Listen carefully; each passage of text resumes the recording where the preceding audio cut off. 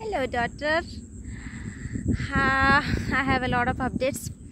So, earlier, when you used to say no to something, you used to say no eating, no playing, no go, Jiku no go. So, Papa no goes, like that. So, recently, you have started saying don't. It's all by yourself. Yeah, you made it somehow. I don't know, it's a very common thing, very simple thing to say, but it makes her heart swell with pride. And it feels so cute when you say that. Papa, don't do that. Okay, so there is one more thing. You do not like to eat dal. However, I prepare it. You just don't like dal. So 2-3 days back we told you, like, Ziku, if you eat dal you'll become tall and strong and everybody will call you Ziku Didi.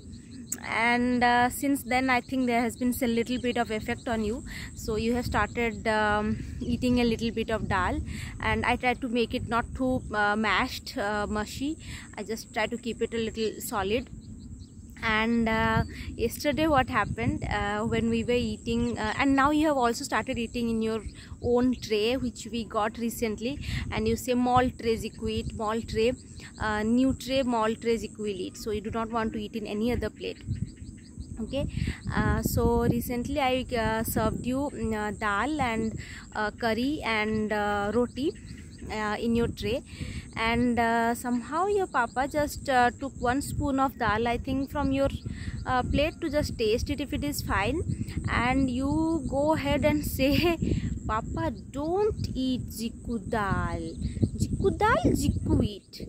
So that expression, oh my god, I wish I could have recorded it, but we do not like recording you all the time, and also you do not like being recorded, so I guess you'll have to make do with my verbal description. So that's it for today. Let's go to a recipe, a chicken recipe, which I named as Chicken Chiquita. And when I told you that this is the name of this recipe, the whole day you kept saying Chiku eat Chiquita, Chiku eat Chiquita, Chiku eat Chiquita. So it has been fun day. Let's go ahead to the recipe. Bye bye, baby. So first we will heat some mustard oil in it, and we'll throw in some cloves, cardamom and cinnamon, and then we'll put about 2 medium-sized chopped onions, and we'll fry them for some time before adding the ginger garlic paste.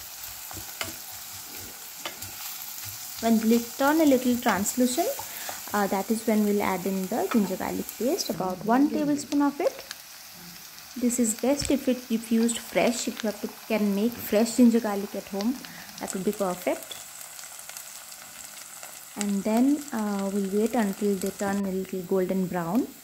When they're golden brown, we'll add 1 large chopped tomato. We'll cover it for the tomatoes to turn a little mushy. In the meanwhile, we'll mix some salt with the chicken so that the salt goes inside the chicken very well. The tomatoes are mushy now. We'll just mash it a little with our spatula.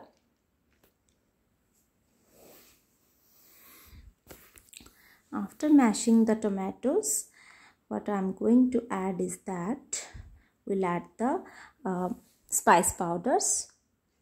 We'll add turmeric powder. We'll add some chilli powder. We'll add some curry powder, a lot of curry powder actually.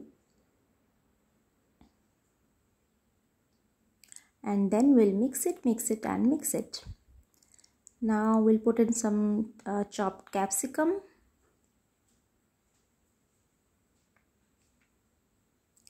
Green works best. And now we'll put in the marinated chicken. Mix it well, and we are going to cover it for some time. We'll cover it and put the flame on low. We'll cook it until the water comes out from the chicken. For about 10 minutes, the water is here.